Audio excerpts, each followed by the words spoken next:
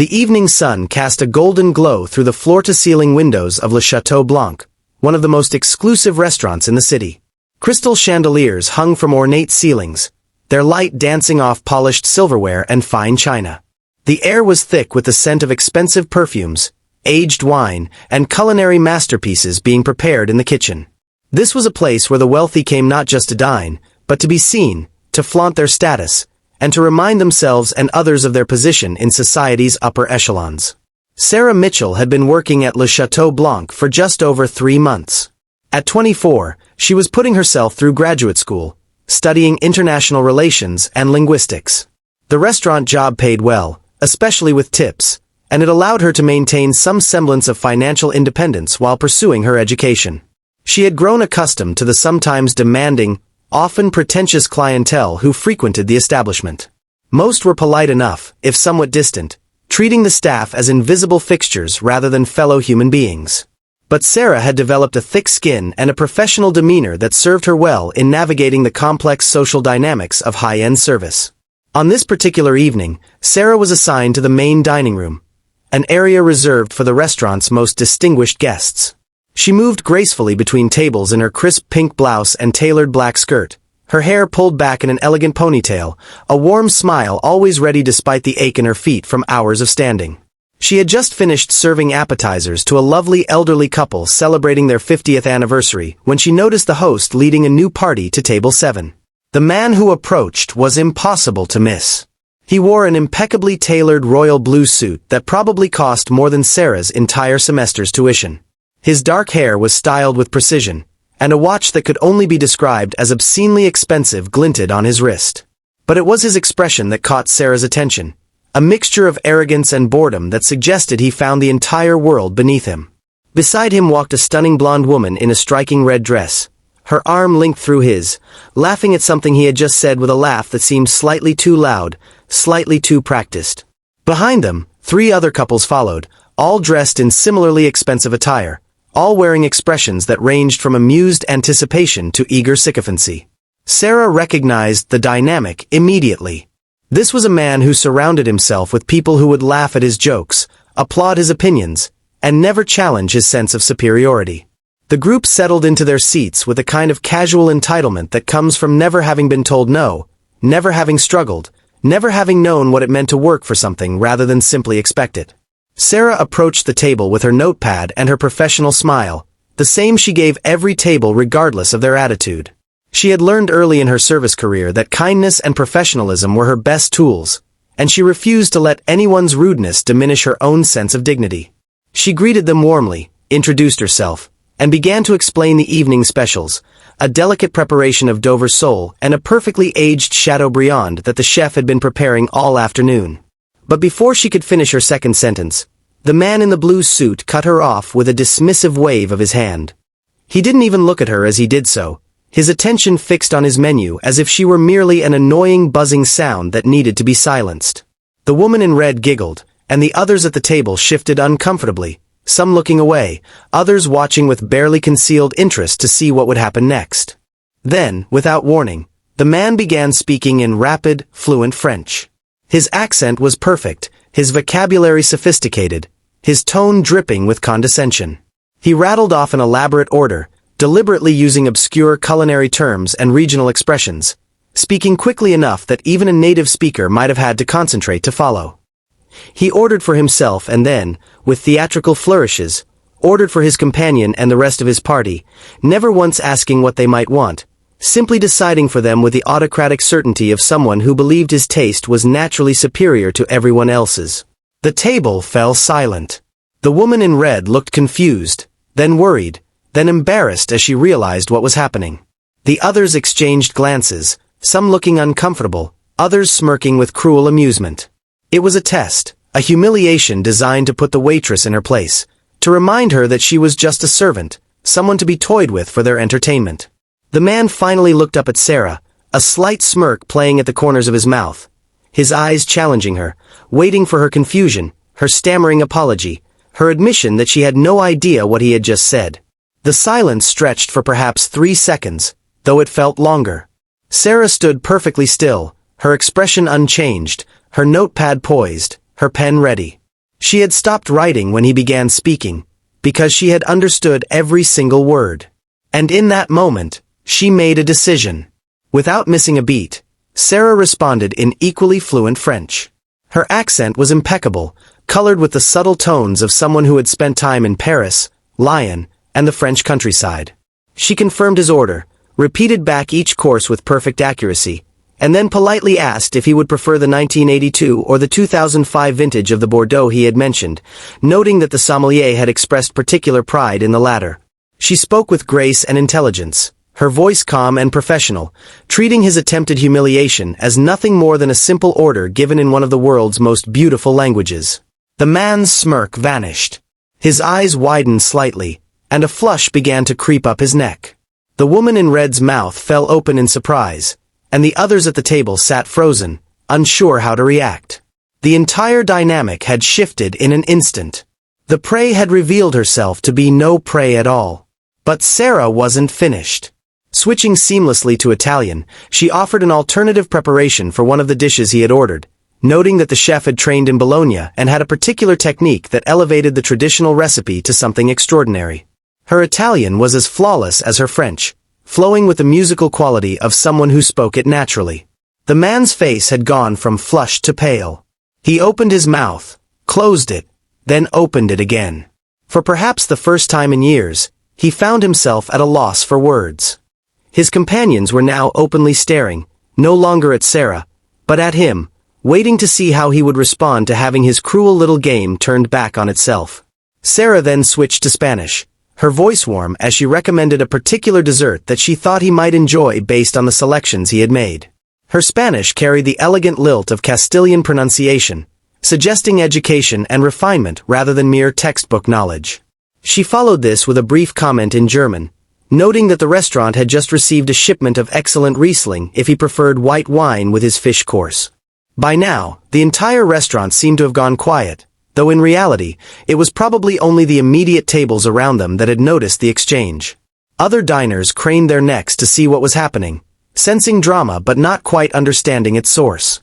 The manager, watching from across the room, had started to move forward, concerned that there might be trouble, but he stopped when he saw Sarah's calm professionalism and the shocked expression on the wealthy patron's face.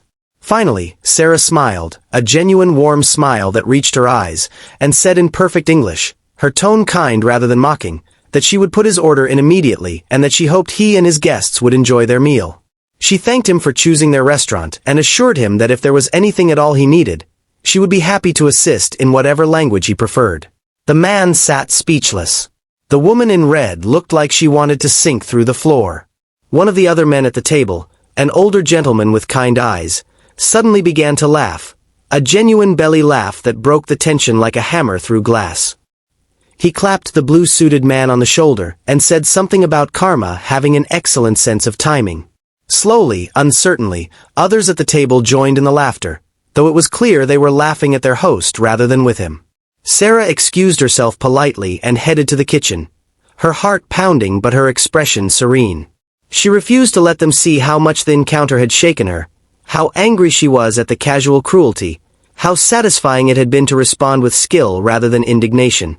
She placed the order with the chef, a temperamental Frenchman who had overheard the entire exchange and was now grinning at her with something approaching respect. As she worked through the evening, Sarah continued to provide impeccable service to Table 7. She never once referenced the earlier exchange, never showed any smugness or superiority, never treated the man in the blue suit with anything other than professional courtesy. When she delivered each course, she explained it in English, her descriptions elegant and informative. She ensured their water glasses were always filled, their wine poured at precisely the right moment, their needs anticipated before they even had to ask. The man remained subdued throughout the meal, his earlier arrogance replaced by something that might have been embarrassment or perhaps even thoughtfulness. He was polite when she refilled his wine, quiet when she cleared his plates.